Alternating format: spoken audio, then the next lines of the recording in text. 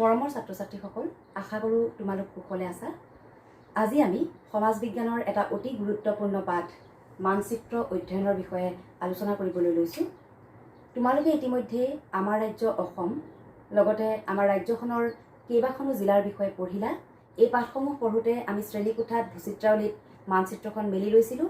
তোমালোকৰ নিশ্চয় মনত আছে আৰু তেতিয়াই আশা কৰোঁ তোমালোকৰ মানচিত্ৰ সম্পৰ্কত এটা ধাৰণা গঢ় লৈছিল। এই পাঠটোত আমি মানচিত্ৰ কাক বোলে, মানচিত্ৰৰ বিভিন্ন প্ৰকাৰ, মানচিত্ৰ অধ্যয়ন বা অংকন কৰোঁতে গুৰুত্ব দিয়া দিশসমূহ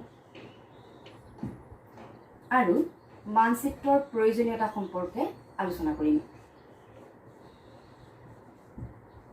শিক্ষাৰ্থীসকল, তোমালোকে বিদ্যালয়ৰ ছবিৰ শ্ৰেণীতেই হওক বা ঘৰতেই হওক বিভিন্ন ধৰণৰ ছবি অংকন কৰিছা, বিভিন্ন প্ৰাকৃতিক দৃশ্য বা অন্যান্য ছবি আঁকিছা।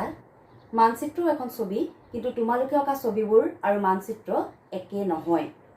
এতিয়া আমি মানচিত্ৰনো কি সেই বিষয়ে আলোচনা কৰিম। তেতিয়া তোমালোকে অঁকা ছবিবোৰ আৰু মানচিত্ৰৰ মাজৰ পাৰ্থক্য বুজিব পাৰিবা। মানচিত্ৰত দুটা শব্দ আছে, মান আৰু চিত্ৰ। মান মানে হৈছে নিৰ্দিষ্ট জোখ আৰু চিত্ৰ মানে হৈছে ছবি। অৰ্থাৎ মানচিত্ৰ হৈছে নিৰ্দিষ্ট জোখ মাপ থকা ছবি। এতিয়া বুজি পাইছানে তোমালোকৰ ছবিবোৰ আৰু মানচিত্ৰৰ মাজত কি পাৰ্থক্য আছে? তোমালোকে অঁকা ছবিবোৰত নিৰ্দিষ্ট জোখ মাপ নাথাকে, কিন্তু মানচিত্ৰত নিৰ্দিষ্ট জোখ মাপ থাকিবই লাগিব। অৰ্থাৎ মানচিত্ৰ কাক বোলে আমি এনেকৈ ক'ব পাৰোঁ, এখন সমান কাগজত জোখ মাপ কৰি পৃথিৱীৰ উপৰিভাগৰ যিকোনো অংশৰ যি চিত্ৰ অংকন কৰা হয় তাকেই মানচিত্ৰ বোলে। অৰ্থাৎ সৰু কাগজ এখনত নিৰ্দিষ্ট জোখ মাপত আমি পৃথিৱীৰ উপৰিভাগৰ যিকোনো অংশৰে চিত্ৰ অংকন কৰিব পাৰোঁ। এতিয়া আহোঁ মানচিত্ৰৰ প্ৰকাৰলৈ।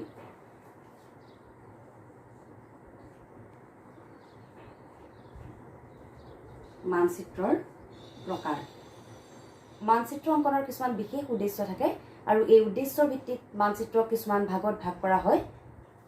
উদ্দেশ্যৰ ভিত্তিত মানচিত্ৰক প্ৰাকৃতিক, ৰাজনৈতিক, সাংস্কৃতিক, ভূতাত্ত্বিক আদি বিভিন্ন ভাগত ভাগ কৰা হয়। আকৌ মানচিত্ৰত আমি কি কি তথ্য দেখুৱাম, অৰ্থাৎ বিষয়বস্তুৰ ভিত্তিত মানচিত্ৰক তিনিটা ভাগত ভগাব পাৰি। সাধাৰণ মানচিত্ৰ, বিষয়ভিত্তিক মানচিত্ৰ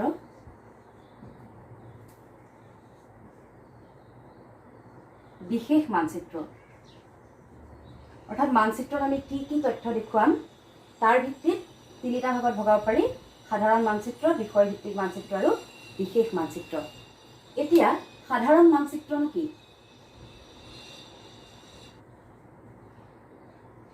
সাধাৰণ মানচিত্ৰ কাক বোলে?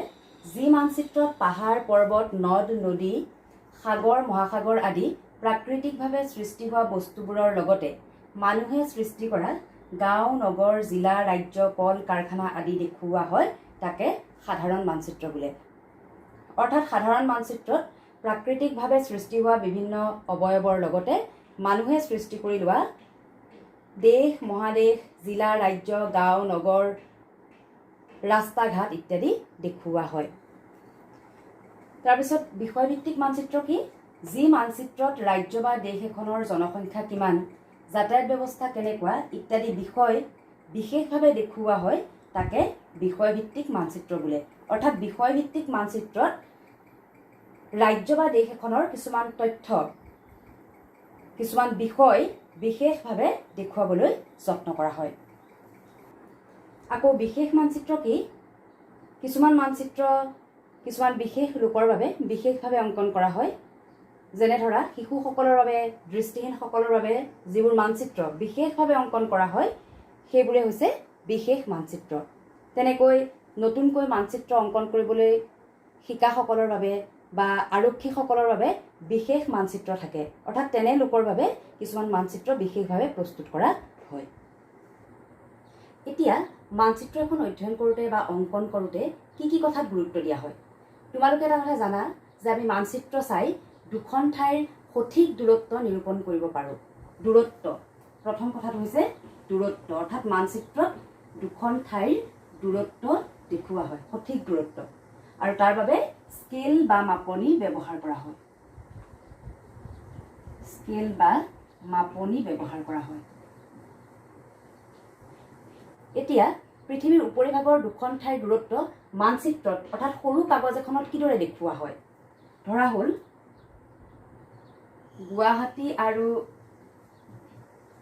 শিৱসাগৰ। গুৱাহাটী আৰু শিৱসাগৰ। ধৰা হ'ল গুৱাহাটী আৰু শিৱসাগৰৰ মাজৰ দূৰত্ব 300 কিলোমিটাৰ। এই 300 কিলোমিটাৰ দূৰত্ব আমি সৰু কাগজ এখনত আঁকিব নোৱাৰোঁ, অৰ্থাৎ 300 কিলোমিটাৰ আমি মানচিত্ৰত অঁকাটো সম্ভৱপৰ নহয়। গতিকে আমি কি কৰিম? এই 300 কিলোমিটাৰটো কিছু চুটি কৰি লৈ আমি মানচিত্ৰত অংকন কৰিম। কেনেকৈ কৰিম? যদি আমি 1 চেণ্টিমিটাৰ সমান 100 কিলোমিটাৰ বুলি ধৰোঁ, তেতিয়াহ'লে গুৱাহাটী আৰু শিৱসাগৰৰ মাজৰ দূৰত্বটো আমি 3 চেণ্টিমিটাৰ বুলি ধৰিব পাৰোঁ।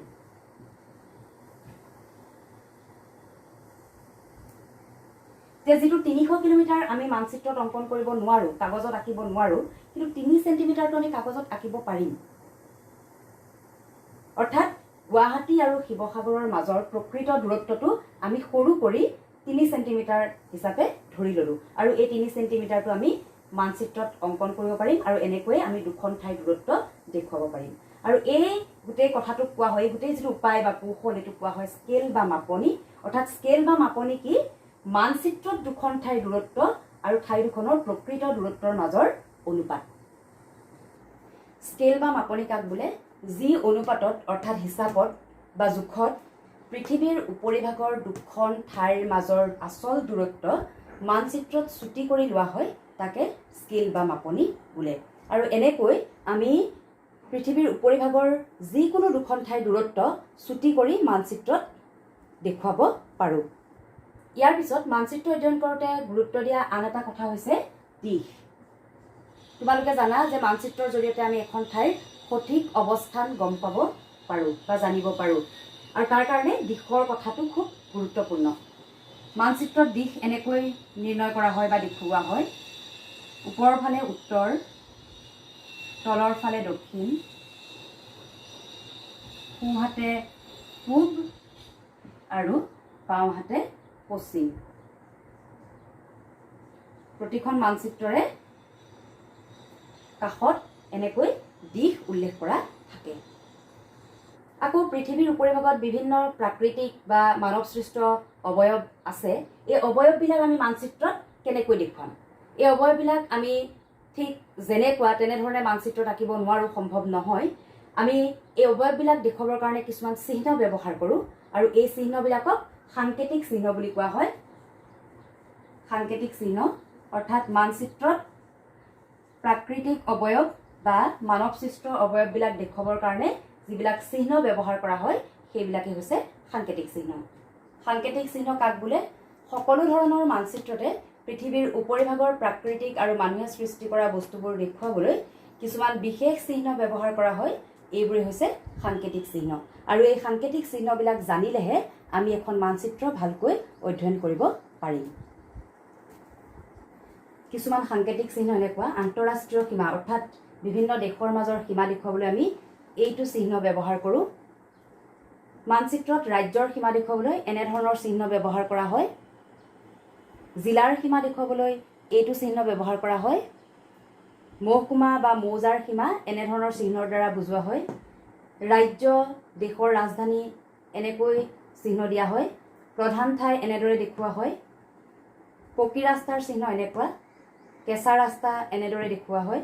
ৰেল লাইনৰ চিহ্ন এনেকুৱা, আৰু এনেকুৱা বহু চিহ্ন, সাংকেতিক চিহ্ন আছে যিবিলাক তোমালোকে ভূচিত্ৰাৱলীত পাবা বা সমাজ বিজ্ঞানৰ কিতাপতো তোমালোকৰ আছে। এতিয়া আহোঁ মানচিত্ৰ অধ্যয়নৰ প্ৰয়োজনীয়তা, অৰ্থাৎ মানচিত্ৰ এখন আমি অধ্যয়ন কৰাটো কিয় প্ৰয়োজন? পৃথিৱীৰ উপৰিভাগত দেশ মহাদেশবোৰ ক'ত অৱস্থিত, সেইবোৰৰ সীমা, বিভিন্ন ঠাইৰ অৱস্থিতি, সেই বিভিন্ন ঠাইবিলাকৰ মাজৰ দূৰত্ব, এইবিলাক কথা জানিবৰ বাবে আমি মানচিত্ৰ অধ্যয়ন কৰাটো প্ৰয়োজন। দ্বিতীয়তে, এখন ঠাইৰ প্ৰাকৃতিক, ৰাজনৈতিক, কল কাৰখানা, খেতি বাতি আৰু জনসংখ্যা লগতে অন্যান্য তথ্যসমূহ জানিবৰ বাবে আমি মানচিত্ৰ অধ্যয়ন কৰা প্ৰয়োজন। অৰ্থাৎ ঠাইখনৰ সকলোবিলাক তথ্য প্ৰাকৃতিক তথ্য অৰ্থাৎ ঠাইখন ক'ত আছে, ঠাইখনত কি আছে, নদ নদী জান জুৰি, লগতে কল কাৰখানা উদ্যোগ আদি কেনেকুৱা বা খেতি বাতি কেনেকুৱা, জনসংখ্যা কিমান, সেই গোটেই তথ্যবিলাক আমি মানচিত্ৰ অধ্যয়ন কৰি জানিব পাৰোঁ। মানচিত্ৰ এখন অধ্যয়ন কৰি পৃথিৱীৰ উপৰিভাগ তথা ভূগৰ্ভৰ পৰিৱৰ্তনৰ বিষয়ে জানিব পাৰোঁ। অৰ্থাৎ পৃথিৱীৰ উপৰিভাগত ক'ত কি পৰিৱৰ্তন হৈছে বা ভূগৰ্ভৰ ভিতৰত কি ধৰণৰ পৰিৱৰ্তন হৈছে, তাৰ ফলত পৃথিৱীৰ উপৰিভাগত কিবা পৰিৱৰ্তন হৈছে নেকি, এই ধৰণৰ তথ্যবোৰ আমি মানচিত্ৰ অধ্যয়ন কৰি জানিব পাৰোঁ। মানচিত্ৰই আমাক নতুন ঠাই এখনৰ বিষয়ে জনাত সহায় কৰে। আমি যেতিয়া নতুন ঠাই এখনলৈ যাওঁ, মানচিত্ৰই সেই নতুন ঠাইখনৰ বিষয়ে জনাত আমাক সহায় কৰে, সেই নতুন ঠাইখনৰ বিভিন্ন তথ্য আমাক দিয়ে। গতিকে নতুন ঠাইখনৰ বিষয়ে জানিবলৈ আমি মানচিত্ৰ অধ্যয়ন কৰাটো প্ৰয়োজনীয়। ৰাজ্য বা দেশ এখন কি বিষয়ত উন্নত বা অনুন্নত, সেই বিষয়ে জানিবলৈও আমি মানচিত্ৰ অধ্যয়ন কৰা প্ৰয়োজন। অৰ্থাৎ মানচিত্ৰত সকলোবোৰ তথ্য যিহেতু প্ৰতিফলিত হয়, গতিকে মানচিত্ৰখন অধ্যয়ন কৰি আমি সেই ৰাজ্যখন বা দেশখন উন্নত নে অনুন্নত সেই কথাবোৰ আমি জানিব পাৰোঁ। ইয়াৰ লগতে মানচিত্ৰক এখন ঠাইৰ দাপোন বুলিব পাৰি, কিয়নো দাপোনত যিদৰে আমাৰ চেহেৰা প্ৰতিফলিত হয়, ঠিক সেইদৰে মানচিত্ৰৰ জৰিয়তে এখন ঠাইৰ প্ৰাকৃতিক, সামাজিক, ৰাজনৈতিক, অৰ্থনৈতিক ইত্যাদি সকলো কথাই আমি জানিব পাৰোঁ। বৰ্তমান সময়ত আমি যেতিয়া অচিনাকি ঠাইলৈ যাওঁ, তেতিয়া গুগল মেপৰ জৰিয়তে আমি সেই নতুন ঠাইখন আমি চাৰ্চ কৰি লওঁ বা চাই লওঁ, বা গুগল মেপে আমাক সেই নতুন ঠাইখনত ক'ত কি আছে সেই তথ্যবোৰ আমাক দিয়ে। অৰ্থাৎ বৰ্তমান সময়ত কৃত্ৰিম উপগ্ৰহৰ জৰিয়তে যিবিলাক মানচিত্ৰ প্ৰস্তুত কৰা হয়, সেই মানচিত্ৰসমূহে আমাক ঠাই এখনৰ প্ৰকৃত তথ্য দিব পাৰে। আৰু এটা কথা যদিও তোমালোকৰ পাঠ্যপুথিত নাই, মনত ৰাখিবা, মানচিত্ৰ অংকনৰ এই গোটেই কলাটোক কাৰ্টোগ্ৰাফী বুলি কোৱা হয়, আৰু মানচিত্ৰ অংকনকাৰীজনক অৰ্থাৎ যি মানচিত্ৰ অংকন কৰে তেওঁক কাৰ্টোগ্ৰাফাৰ বুলি কোৱা হয়।